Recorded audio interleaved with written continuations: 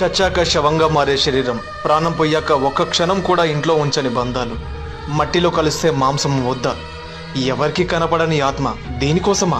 అబద్ధాలు, మోసాలు, నీతి నియమాలు వదిలేసి పగలు ప్రతీకారాలు, సాటి వారిని మానసికంగా హింసించి ప్రేమించిన వారిని కూడా మోసం చేసి వైశాచిక ఆనందాన్ని పొందడం నేటి కలియుగ మానవ జీవనం ఆలోచించే తీరు.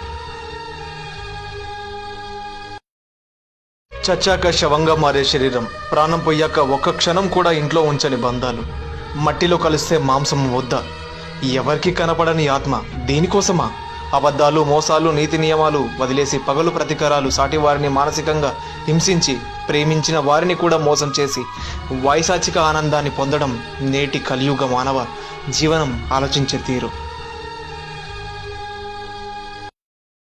చచ్చాక శవంగా మారే శరీరం, ప్రాణం పోయాక ఒక్క క్షణం కూడా ఇంట్లో ఉంచని బంధాలు, మట్టిలో కలిస్తే మాంసం వద్ద, ఎవరికి కనపడని ఆత్మ దీనికోసమా?